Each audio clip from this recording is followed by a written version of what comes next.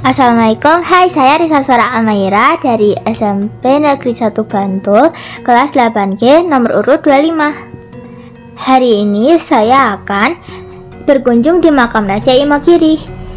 Yuk ikuti terus.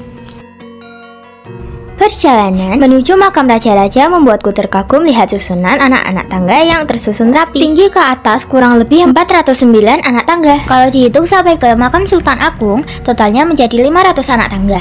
Banyak mitos mengatakan ketika kita menghitung kembali sewaktu turun ke bawah, jumlahnya tidak bisa sama seperti menghitung di awal.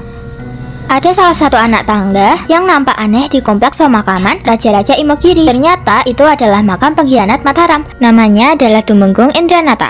Anak tangga itu berbentuk gelombang, namun ternyata anak tangga itu adalah makam pengkhianat yang dihinakan dengan cara diinjak-injak.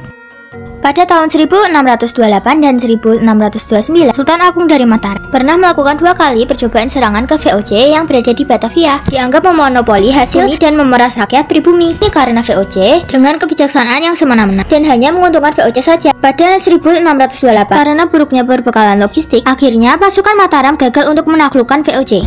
Maka dari itu, Sultan Agung memikirkan strategi khusus, membuat lumbung-lumbung padi sekitar Karawang dan Cirebon. Hal itu tentunya untuk keperluan logistik para tentara. Tentunya tempat-tempat itu agak tersembunyi sehingga VOC tidak mengetahui hal itu. Hanya beberapa orang saja yang mengetahui tempat ini. Namun saat perang, VOC ternyata mengetahui rencana Mataram.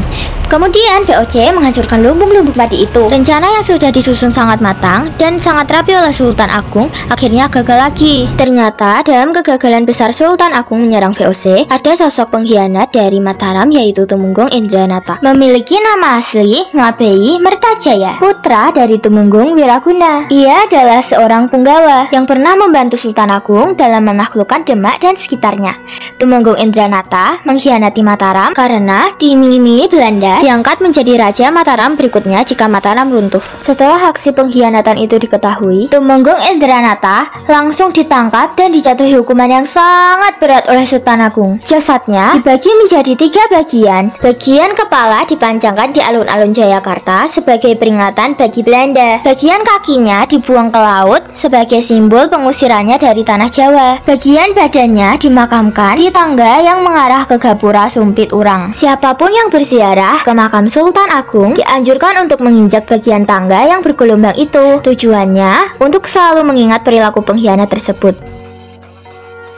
Jika kelak masyarakat mengingat kekalahan Mataram di Batavia, itu bukan semata karena rakyat Mataram tidak mampu, melainkan karena sebuah pengkhianatan. Mengapa sekitar makam Raja-Raja Imogiri beraroma wangi? Titi wangi, tanah yang beraroma wangi. Kenapa wangi? Wangi itu bukan karena dikasih parfum, bukan juga karena tanah yang diambil dari Mekah. Tanah itu dulunya tempat menancapnya pusaka Kanjeng Sultan Agung yang bernama Ramesyo Lingit Tanah. Ketika dilepas, anak panah melesat mencari di mana nanti beliau Ki Ageng Sultan Agung dikebumikan, nancaplah di sini pas tanahnya itu. Sekian reportase dari saya, semoga bermanfaat. Terima kasih. Wassalamualaikum.